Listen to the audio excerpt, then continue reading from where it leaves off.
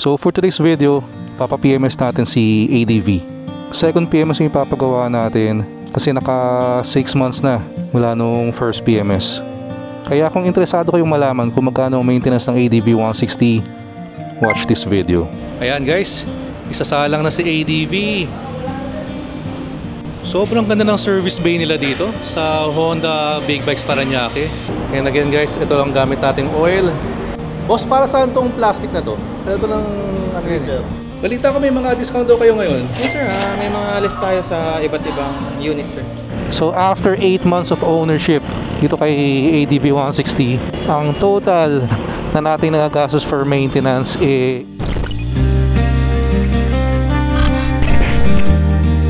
So papunta tayo sa Honda Big Bike sa Parañaque kasi bago yung service bay nila doon, nag-PPMS din sila ng scooters.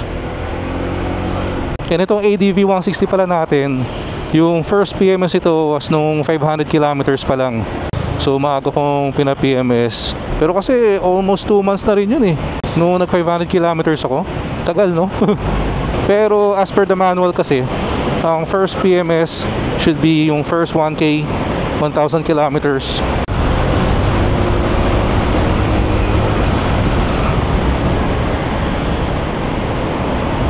And then yung mga succeeding PMS na would be every 6,000 kilometers. And for me, hindi ko pwedeng sundan yung mileage. Kasi kung every 6,000 kilometers ang hihintayin natin bago mag-PMS, ilang taon sa akin yun. Yung Z900 nga natin, more than 2 years na. Wala pa rin 6,000 kilometers. So, ang ipa-follow natin dito kay ADV would be every 6 months. Goods na yun. Kasi nung nagtanong-tanong ako doon sa ADV 160 group namin, some owners, they do PMS every 4 months, every 5 months. Na talagang alagang-alaga yung mga ADV nila, no? Pero for us, since di naman natin dinidaily si ADV, pwede na tayo sa every 6 months. For me, ano na yun? Goods na yun. Alright? So, inabutan na naman tayo ng traffic dito sa service road. Kala ko dire-diretso na eh. Buti na lang, medyo malapit lang naman itong Honda Big Bikes Parañaque. Alright, so we are here. Sana hindi puno. Ang waiting pa. Tara, magtanong tayo. Bossing, papa-PMS? Pasok muna kayo. Kasi, salamat. ADV 160 lang sir. Second PMS po.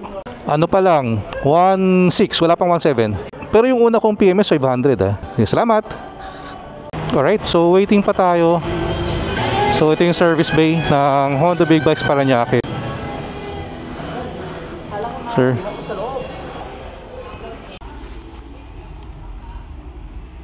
Sir, may mga bago ba tayo sa taas?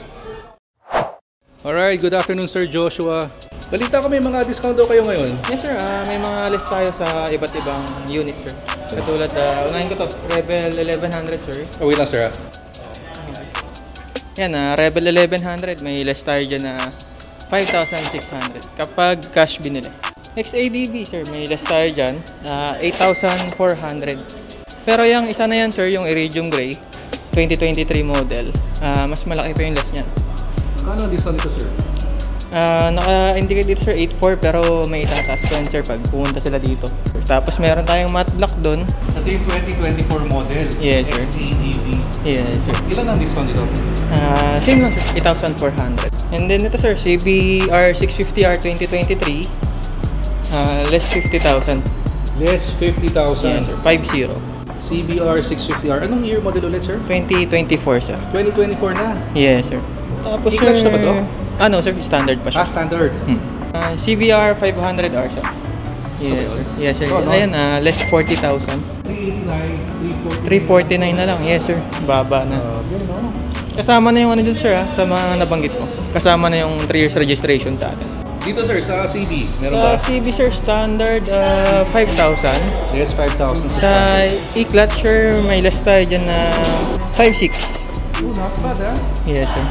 So CB 650R, less 5,000 for the standard. And e-clutch, 5,600 naman, 5,600. Then CL 500 sir. Yan, less ano yan sir, less 8,000. CL 500, less 8,000 pesos. Yes, sir. Pero ayun, malaki yung ano niyan ngayon, sir. So, less 20. Less 20,000? Pwede, Yes, sir. kaya. Yes, sir.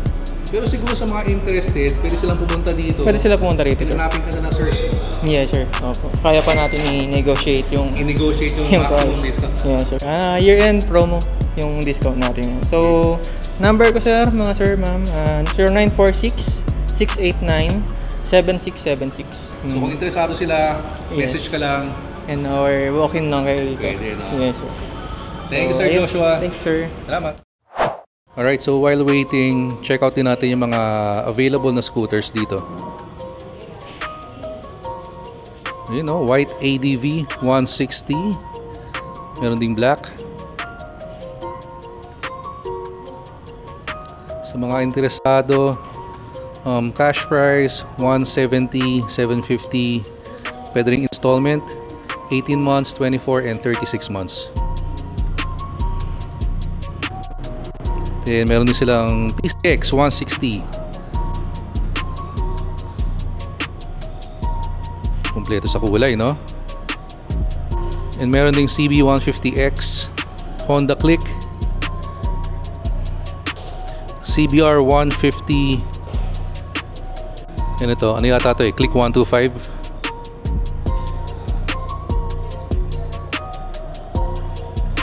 And of course, meron din sila nitong first electric scooter ng Honda, itong EM1E.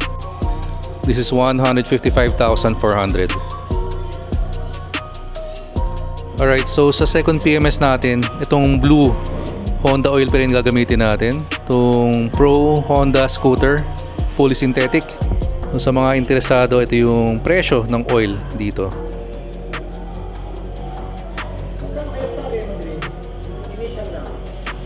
Ito kasi yung Honda oil na gagamitin natin is ito yung 10W30MB. Ayoko kasing gumamit ng iba eh. Yung iba, ibang brand na yung ginagamit and iba na rin yung ano, hindi na 10W30. May gumagamit ng 5W40, 10W40. Pero ako para sure ball, stick lang sa recommendation ng manual. Ayan guys, isasalang na si ADV. Sobrang ganda ng service bay nila dito sa Honda Big Bikes Parañaque. Marami na rin akong Honda Casa na napuntahan and so far ito ang the best. Sir Alex, anong unang gagawin? I-drain yung oil, no? Itong oil na to, boss, yung itong kulay, good pa to, no? So ang recommended pala dito sa Honda is every 1,000 kilometers mag-change oil. Ito naman, dine-drain yung, yan boss, yung gear oil, no? Dine-drain natin yung gear oil. Alright, so bali ngayong second PMS, palit engine oil lang tsaka gear oil. And again guys, ito lang gamit nating oil. Dito kasi sa Honda Casa, hindi rin nila gagawin kung ibang brand ang oil ang dala nyo.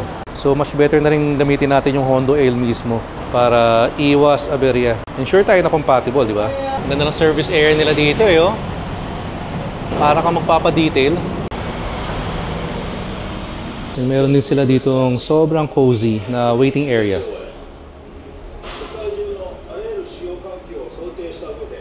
And while waiting, pwede mong panooring ginagawa yung motor mo.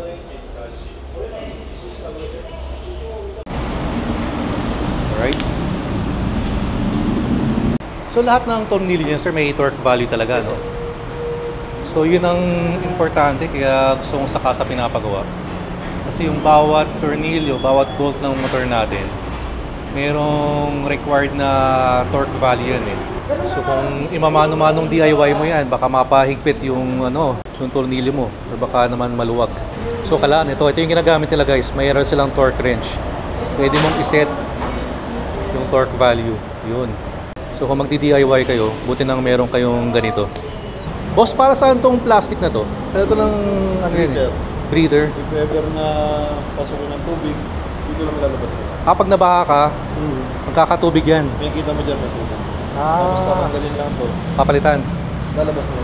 Yun pala yung silbi nun guys. Ito, kinakabit na yung gear oil. So ganun lang pala kadali guys maglagay ng gear oil.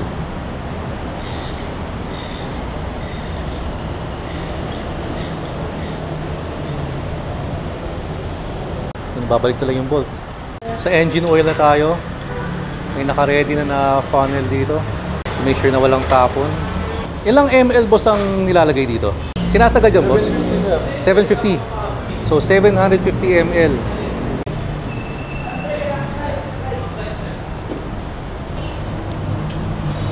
Nakikita pala doon. So dapat may matitirang 250 ml, no?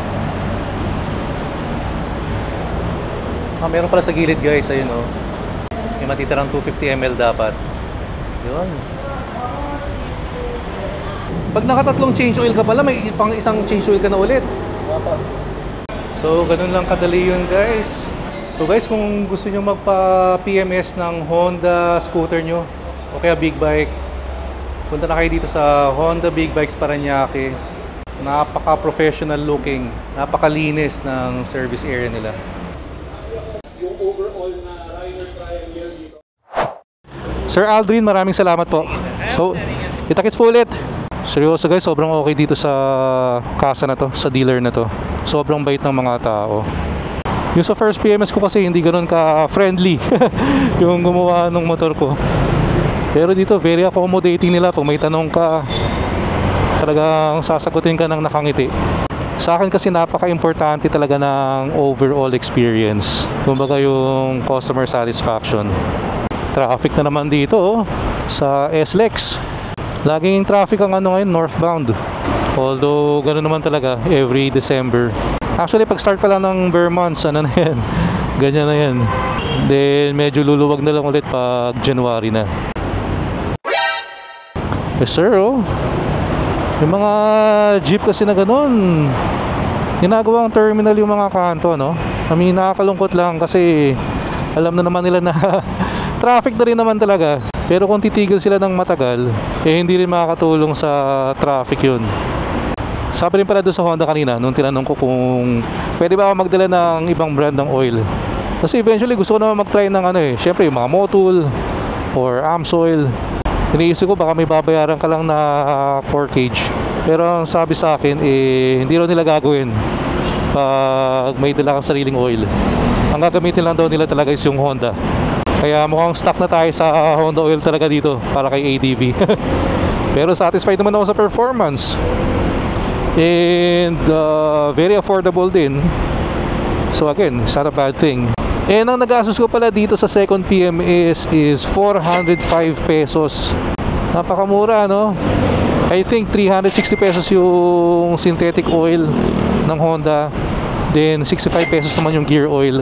And i-share ko na rin dito yung nag-asos ko nung first PMS ko. I think pareho lang din naman. Pero post ko na lang dito para sigurado. Flashback. And ang total na ginastos natin sa first PMS natin is 405 pesos. 340 pesos yung synthetic oil, tapos 65 pesos naman yung gear oil. End of flashback. Sabi nga sa akin kanina, since second PMS ko to, hindi ko naman daw kailangan magpalit pa ng gear oil. Pwede naman daw alternating yun. Pero since 65 pesos lang naman, pinilitan ko na din. So after 8 months of ownership dito kay ADV 160, ang total na natin nagagastos for maintenance 810 pesos pa lang. Kung 405 pesos yung first PMS ko, 405 tong second PMS, again total 810. So hindi naman mabigat sa bulsa. Kaya huwag nyo nang tiprin yung PMS ng mga Honda scooters nyo. Pero kaya pala mura lang din yung first 2 PMS natin kasi libre pa yung service. Actually hanggang sa third PMS mo libre yung service nyan. Kung mga binabayaran mo yung oil lang, yung engine oil, yung gear oil. Pero after ng third PMS mo, yun, siguro mas mataas ang konti. Kasi may bayad na yung service Pero nung chinek ko kanina, hindi rin naman ganun ka mahal. Parang nasa 100 plus lang din. And sayang din pala kasi nakalimutan nating kunin yung natira nating oil. 1 liter kasi yun. Pero ang ginagamit lang is 750 ml. So sa bawat change oil mo, may matitira kang 250 ml, no? Sayang. Alright, so sana nakatulong tong video natin for today. Sa mga curious kung magkano ba ang maintenance ng ADV 160. And if you're not yet subscribed, please click the subscribe button below and like and share the video. Salamat. Alright, so dito ko na muna patuloy yung video. And again, maraming salamat sa mga sumama sa atin today. Kita-kits tayo sa next one. Ingat kayo lahat palagi. Always ride safe. Peace out.